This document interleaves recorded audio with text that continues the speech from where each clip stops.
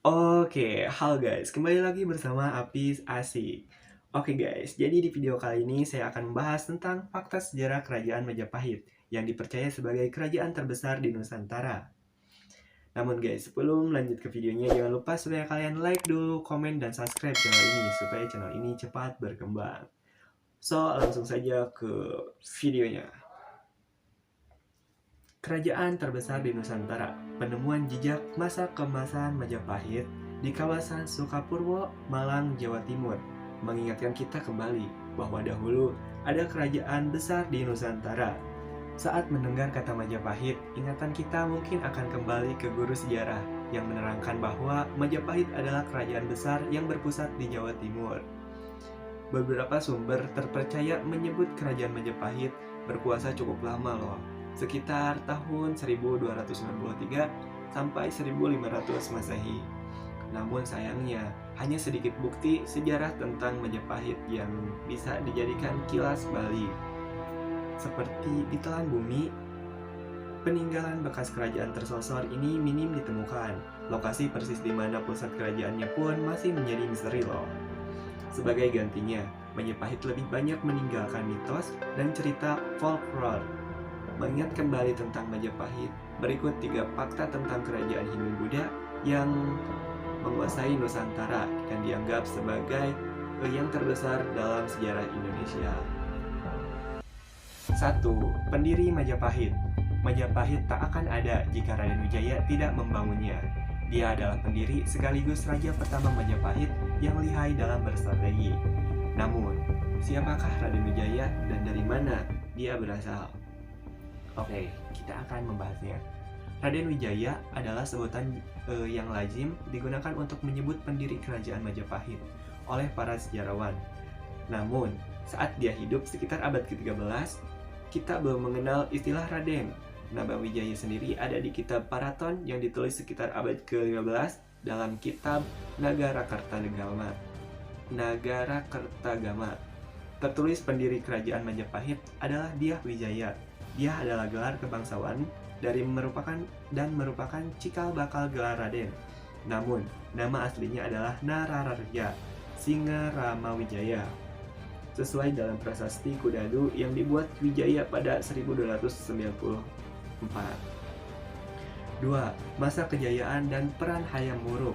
Kerajaan yang berdiri sekitar 1293 hingga 1500 Masehi ini mencapai puncak kejayaan saat dipimpin Hayam Wuruk yang berkuasa sejak 1350 sampai 1389. Di bawah pemerintah Hayam Wuruk, daerah berkuasa mencakup seluruh Nusantara, yakni meluas sampai ke Sumatera, Semenanjung Malaya, Kalimantan, Sulawesi, Kepulauan Nusa Tenggara, Maluku, Papua, Tumasik, Singapura, dan sebagai kepulauan Filipina. Sekitar 98 kerajaan pada saat itu ada di genggaman Majapahit. Hayam Wuruk menjadi pemimpin saat usianya 16 tahun. Meski sangat muda, tidak tunduknya pemimpin kerajaan tertuang dalam Nagara Kertagama. Tertulis tidak ada satupun yang mampu mengganggu kedamaian pemerintahannya.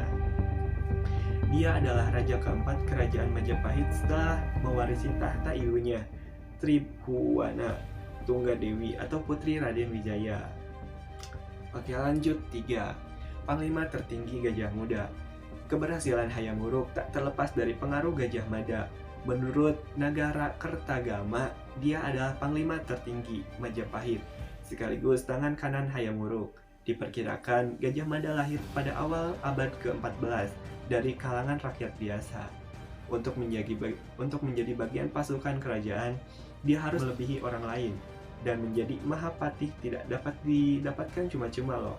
Gajah Mada diyakini sebagai lambu moksa atau titisan dari Dewa Wisnu. Dengan keyakinan masyarakat tersebut, Gajah Mada mendapat legitimasi yang sangat kuat dari seluruh rakyat Majapahit, sehingga mendapatkan dukungan kepatuhan yang kuat dari rakyat dan kepercayaan yang besar dari raja. Awal karirnya dimulai sebagai anggota prajurit Bayangkara. Karena kemampuannya, ia pun diangkat menjadi bakal atau kepala prajurit Bayangkara dengan tugas memimpin pasukan pengaman dan pengawal raja. Pada tahun 1321, dia dipromosikan menjadi Patih Daha, wilayah yang lebih luas dibandingkan sebelumnya.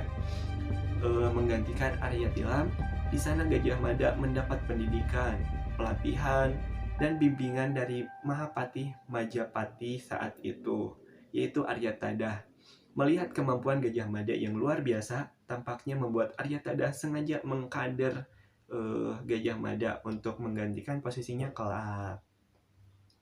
Oke, jadi segitu dulu yang bisa saya sampaikan atau saya jelaskan. Mohon maaf bila ada kekurangan, dan jika kalian masih ingin videonya berkelanjutan, jangan lupa di komen di bawah. Oke, see you next and bye-bye.